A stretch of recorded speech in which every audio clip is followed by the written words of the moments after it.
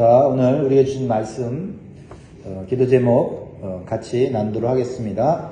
예수 안에서 화목하게 하시고 성령 안에서 하나된 성전이 되게 하소서. 아멘.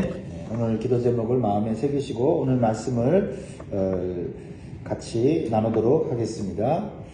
하나님은 인간을 창조하실 때 복을 주시고 생육하고 번성하라고 하시면서 하나님의 뜻을 따라서 자연 만물을 통치케 하셨습니다. 이것이 인간에게 주신 특권이에요. 창세기 1장 28절에 보면 하나님이 그들에게 복을 주시며 하나님이 그들에게 이르시되 생육하고 번성하여 땅에 충만하라. 땅을 정복하라. 바다의 물고기와 하늘의 새와 땅에 움직이는 모든 생물을 다스리라 하시니라. 이렇게 하나님께서는 인간들에게 축복과 특권을 주셨어요. 그리고 하나님 안에서 영원한 행복을 누리도록 하나님은 모든 것을 제공해 주셨습니다. 그런데 불행하게도 인간은 마귀의 속임수와 교만에 빠져서 하나님께 불순종하여 스스로 하나님과의 관계를 끊어버리고 하나님과 원수가 되는 그런 자리에 떨어지게 되었습니다. 이것이 인간의 가장 큰 불행이죠. 그래서 인간들은 하나님 없는 삶을 추구하고 육체의 욕심과 재성을 따라 자기 마음대로 사는 삶을 살아왔어요. 그것이 자유라고 착각하며 살았습니다. 사실은 죄의 종으로 전락한 것이죠. 그래서 이 세상에는요, 인간의 죄악으로 인해서 전쟁과 분쟁과 갈등과 질병과 재난이 가득하게 된 거예요. 결국은 인간들이 이 세상 가운데서 살아가면서 수없이 찾아오는 온갖 고통과 불행을 겪으면서 살다가 소망이 없이, 참된 소망이 없이 허무하게 죽는 것이 우리의 인생이 되었어요. 그렇죠? 그래서 우리 인생의 노래 중에 많은 그 타픽이 뭐예요? 인생은 허무하다. 빈손으로 왔다가 빈손으로 간다. 고생만 하다 간다. 그렇죠? 이렇게 우리 인생이 참 허무한 인생, 헛된 인생이 되어버렸습니다. 그런데 은혜가 풍성하신 하나님께서는 원수된 인간들을 그대로 내버려 두지 않으시고 다시 하나님과 화목하게 하는 길을 열어주셨다는 거예요. 그것이 바로 예수 그리스도의 십자가의 사랑입니다. 복음입니다. 로마서 5장 10절에 보면 곧 우리가 원수 되었을 때에 그의 아들의 죽으심으로 말미암아 하나님과 화목하게 되었은즉 화목하게 된 자로서는 더욱 그의 살아나심으로 말미암아 구원을 받을 것이니라. 아멘. 이렇게 죄인된 인간들이 예수 그리스도의 희생적인 사랑으로 하나님과 다시 화목하게 되었다라는 겁니다. 그래서 예수님을 믿고 구원받은 성도들은 영생과 천국의 상속자가 되는 복된 인생이 된 것이에요. 그리스도 안에서 새로운 피조물이 되었습니다. 재창조된 거죠. 그래서 구원받은 성도들은 분명한 삶의 목적이 있습니다. 있어야 됩니다. 뭐예요? 하나님께서 기뻐하시는 선한 일을 하면서 하나님께 영광을 돌리고 많은 사람들이 그리스도의 복음을 통해서 하나님의 백성이 되게 하는 거예요. 하나님과 화목하게 하는 거예요. 하나님과 복된 관계로 들어가게 하는 것입니다. 그것이 바로 구원받는 성도의 사명입니다. 또한 그리스도의 십자가가 하나님과의 관계만 화목하게 한 것이 아니라 사람들 사이에서도 화목을 이루셨다라는 것입니다. 먼저는 하나님과 인간과의 화목, 두 번째는 인간과 인간과의 화목을 이루신 것이 그리스도의 십자가다. 그러니까 십자가는 화목이에요. 특히 유대인들과 이방인들은요, 서로 미워하고 반목하면서 원수관계로 살아왔습니다. 여러분 잘 아시죠? 유대인들이 얼마나 이방인들을 멸시하고 무시했는지. 유대인들은 잘못된 선민 사상을 가지고 이방인들은 하나님 백성이 될 수 없다고 무시했어요. 멸시했어요. 사실 하나님께서 이스라엘 민족을 먼저 선택하여 하나님 백성을 삼아주신 거 맞습니다. 그들이 먼저 하나님의 언약 백성이 된 거 맞습니다. 그러나 하나님께서 이스라엘 민족을 하나님의 백성으로 먼저 선택하신 것은 그들만 하나님의 백성이 되게 하려고 하신 것이 아니었다는 거예요. 하나님은 이스라엘 민족을 제사장 나라가 되게 하셔서 다른 민족들이 하나님을 알게 되고, 그래서 하나님 앞에서 자신의 죄를 회개하고 우상을 버리고 하나님의 백성이 되게 하려고 하는 하나님의 뜻이 있었어요. 그것이 먼저 선택받은 이스라엘 민족의 사명이었다라는 것입니다. 자, 출애굽기 19장 6절에 분명히 말씀하고 있죠. 너희가 내게 대하여 제사장 나라가 되며 거룩한 백성이 되리라. 너는 이 말을 이스라엘 자손에게 전할지니라. 그런데 이스라엘 민족은 이런 하나님의 뜻을 곡해했어요. 자신들만 하나님의 백성이 되고 하나님의 축복을 누리고 하나님의 특권을 누리는 존재라고 생각한 거예요. 그래서 다른 민족은 하나님의 구원을 받을 수 없고 하나님의 백성이 될 수 없다고 하는 잘못된 선민 사상에 빠지게 되어서 이방인들과는 상종조차 하지 않았다는 거죠. 유대인들은 자신들은 율법을 받았고 할례를 받은 그런 선민인데 이방인들은 할례 받지 못한 버림받은 민족이다라고 단정지었다는 거죠. 그러자 힘이 있는 이방인들은 어떻게 하겠어요? 힘이 있는 이방인들은 유대인들을 학대하고 고통을 주는 거예요. 그러니까 유대인과 이방인들은 서로 이렇게 갈등하고 서로 불화하면서 고통을 당하고 살아왔다는 거죠. 그래서 결코 유대인들과 이방인들은 하나가 될 수 없는 원수가 된 것입니다. 인간의 노력과 인간의 지혜로는 화목할 수가 없어요. 하지만 예수 그리스도의 십자가로 그들은 하나가 되고 주님의 몸인 교회가 되는 화평의 복을 누리게 되었다는 겁니다. 오직 예수 그리스도 안에서만 화목할 수 있어요. 먼저 하나님이 없고 소망이 없는 이방인들이 예수 그리스도의 복음을 받아들임으로써 하나님의 백성이 되고 하나님의 자녀가 되었다는 겁니다. 사실 하나님께 가까운 백성은 이스라엘 백성이고 유대인들이었는데 오히려 그리스도의 복음을 받아들인 자는 하나님으로부터 멀어졌고 소망이 없는 이방인들이 복음을 받아들이고 하나님의 백성이 되었다라는 겁니다. 그래서 11절에 이방인들의 과거의 모습, 특별히 여기 에베소 교회 성도들이 이방인들로 구성되어 있었는데 주로 그들이 과거에 너희들이 어떤 존재였는지를 생각해 보라는 거예요. 그리고 그 은혜를 감사하라는 겁니다. 이것은 또 우리에게 또 주신 말씀이죠. 우리도 이방인들 아닙니까? 하나님으로부터 멀어져 있었고 소망이 없었고 그렇죠? 하나님과 원수된 존재 아니었어요? 그리고 유대인들과는 차별되는 우리는 또 하나님의 버림받은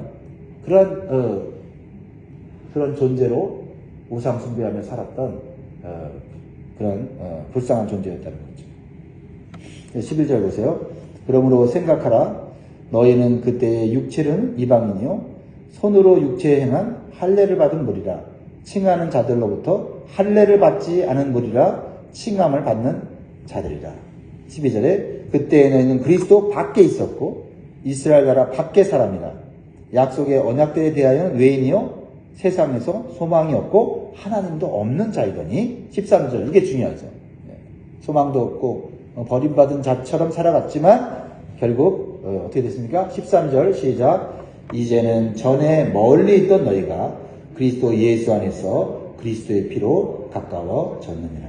할렐루야. 이것이 우리에게 주신 놀라운 영적인 복입니다.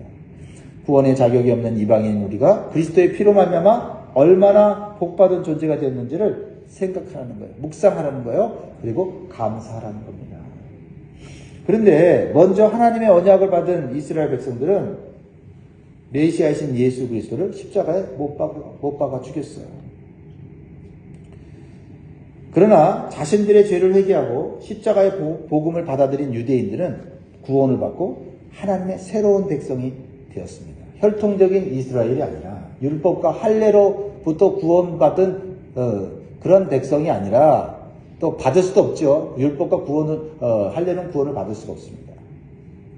예수 그리스도 안에서 새로운 백성이 된 거예요. 새로운 언약 백성이 된 겁니다. 새로운 하나님의 자녀가 된 거예요. 그래서 복음 안에서는 유대인들이나 이방인들이나 차별이 없이 구원을 받게 되었고 화목하게 되었다는 겁니다. 로마서 10장 12절에 유대인이나 헬라인이나 차별이 없습니다. 한 분이신 주께서 모든 사람의 주가 되사 그를 부르는 모든 사람에게 부요하시도다. 그래서 그리스도의 십자가로 말미암아서 유대인과 이방인 사이에 있는 원수된 담을 무너뜨려 주신 것이에요. 4절 말씀, 그는 우리의 화평이신지라 둘로 하나를 만드사 원수된 것 곧 중간에 막힌 담을 자기 육체로 하시고. 율법으로는 결코 하나 될 수 없어요. 율법은 정죄하는 것이고 율법은 판단하는 것이고 율법은 심판하는 거예요. 그래서 율법을 가지고서는 결코 우리가 하나 될 수가 없어요. 오직 그리스도의 십자가의 복음으로 우리는 하나 될 수 있음을 믿으시기 바랍니다. 그래서 주님의 몸된 교회 안에서는 유대인의 자랑이고 정체성이었던 율법은 더 이상 의미를 잃게 되었다라는 것입니다. 15절에 법조문으로 된 계명의 율법을 폐하셨으니 이는 이 둘로 자기 안에서 한 세 사람을 지어 화평하게 하시고 16절 또 십자가로 이 둘을 한 몸으로 하나님과 화목하게 하심이라 원수된 것을 십자가로 소멸하시고. 이제 구원받은 성도들에게는요 자랑거리는 오직 예수 그리스도의 십자가뿐임을 기억해야 돼요. 어떤 육체적인 조건이나 외모나 세상의 배경이 결코 자랑거리가 될 수가 없어요. 그런 걸 가지고는 서로 하나 될 수 없어요. 그런 걸 가지고는 서로 편가르기만 하죠. 돈 많은 사람들끼리 모이고 많이 배운 사람들끼리 모이고 잘난 사람들끼리 모이고 이러면 결코 하나 될 수 없어요.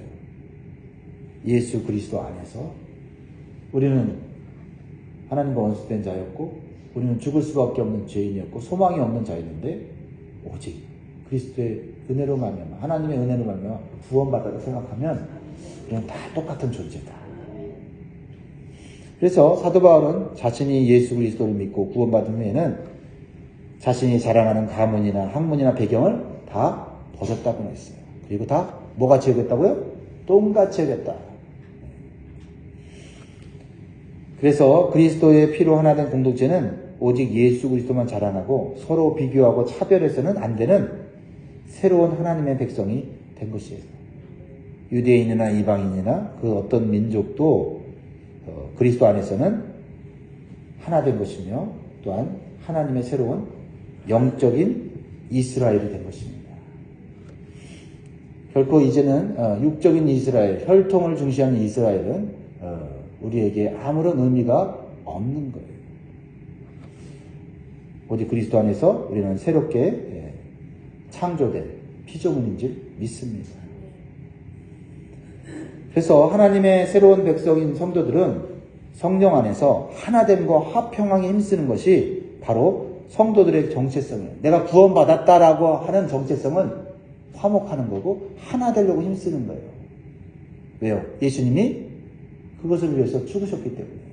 그렇죠? 하나님과 원수된 것을 화목하게 하시고 인간과 인간 사이에 화목하게 해주라고 피를 흘리셨다면 그 피로 우리가 구원받았고 그 피가 우리의 몸에서 돌고 있다면 우리가 어떤 정체성을 보여야 돼요? 화목하려고 하고 하나 되려고 해야 되는 것이 당연하다. 그래서 우리가 힘으로 할 수 없기 때문에 성령 안에서 해야 된다. 그게 18절이잖아요. 이는 그로 말미암아 우리 둘이 한 성령 안에서 아버지께 나아감을 얻게 하려 하심이라. 그러므로 이제부터 너희는 외인도 아니요 나그네도 아니요 오직 성도들과 동일한 시민이요 하나님의 권속이라. 성령 안에서 하나 아버지를 모시게 됐고 그리고 하나님의 권속이 됐다. 하나님의 권속이 뭐예요? 하나님의 가족이 됐다. 가족이라는 거예요. 혈통이 아니라 육신의 혈통이 아니라 예수 그리스도의 피로 우리는 한 가족이 되었다. 그래서 우리는 우스갯소리 얘기하잖아요. 당신 혈통이 뭡니까? 예전에는 O형이었는데 지금은 예수 보혈형입니다. 이렇게 얘기한다고 하잖아요. 예수의 보혈이 흐르기 때문에 나는 예수 보혈형이다. 이렇게 얘기를 하지 않습니까? 이제 예수님을 믿는 모든 성도들은 인종과 민족과 언어와 상관없이 하나님을 아버지라 부르는 한 가족이 되었다. 예수의 피가 흐르는 한 영적인 가족이다. 그래서 우리가 힘써야 될 것은 성령 안에서 하나 되는 거다. 이걸 우리는 강조하고 있는 것을 보게 되죠. 그래서 에베소서 4장 2절에 3절에 보면 사도 바울은 이렇게 말합니다. 모든 겸손과 온유로 하고 오래 참음으로 사랑 가운데 서로 용납하고 평안에 매는 줄로 성령이 하나 되게 하신 것을 힘써 지키라. 그래서 교회 안에서는요, 혼자서 뭔가 위대한 일을 하는 것이 그게 하나님의 뜻이 아니에요. 하나 되면서. 그렇죠? 하나 되면서 하려고 하면 어떻게 해요? 내가 잘할 수 있어도 내가 내려놓고 함께 가려고 애를 쓰는 거예요. 그게 더 하나님 보시기에는 아름다운 가치다 이 말이에요. 하나 되기 위해서 힘쓰는 그러한 정체성. 이것이 하나님의 백성의 정체성이다라는 것입니다. 또 한 가지 구원받은 성도의 정체성은 우리가 성전이라고 하는 의식을 갖는 거예요. 따라합니다. 우리는 성전이다. 네. 그래서 이제는 우리가 하나님이 거하시는 거룩한 성전을 만들어가는 것이 우리의 공동 목표이자 사명이에요. 20절로 21절, 22절 보면 그렇게 나와 있죠. 너희는 사도들과 선지자들의 터 위에 세우심을 입은 자라 그리스도 예수께서 친히 모퉁이 돌이 되셨느니라. 그의 안에서 건물마다 서로 연결하여 주 안에서 성전이 되어 가고 너희도 성령 안에서 하나님이 거하실 처소가 되게 하여 그리스도 예수 안에서 함께 지어져 가느니라. 성전은 눈에 보이는 건물이 아닙니다. 성전은 바로 우리 자신, 구원받은 성도가 성전이에요. 그렇다면 성전이 다 하나님 보시기에 좋은 성전은 아니죠? 하나님이 거하실 만한 거룩함이 있어야 된다. 그러니까 우리의 노력은 뭐예요? 우리를 거룩하게 하는 삶을 사는 거, 그것이 구원받은 성도에게 주신 사명이고 정체성이라는 거죠. 하나님께서 우리 안에 거하시면 어떤 인생이 됩니까? 성령을 통해서 우리의 인생을 진리의 길로 인도해 주시고 우리의 구원을 완성시켜 주시고 완전하고 평화로운 그리고 영원한 삶을 누리도록 해 주시는 거예요. 그러니까 우리가 힘써야 되는 것은 뭐예요? 우리가 성전이라는 의식을 가지고 우리 안에 거룩하신 하나님이 거하시도록 거룩한 삶을 이 땅 가운데서 살아가는 것입니다. 자, 오늘 말씀을 통해서 그리스도의 십자가가 이루신 화목, 그리고 하나됨, 그리고 우리가 성전됨을 우리가 마음에 새기면 좋겠어요. 오늘 기도 제목을 다시 한번 기억합니다. 예수 안에서 화목하게 하시고 성령 안에서 하나된 성전이 되게 하소서. 우리 함께 기도하겠습니다.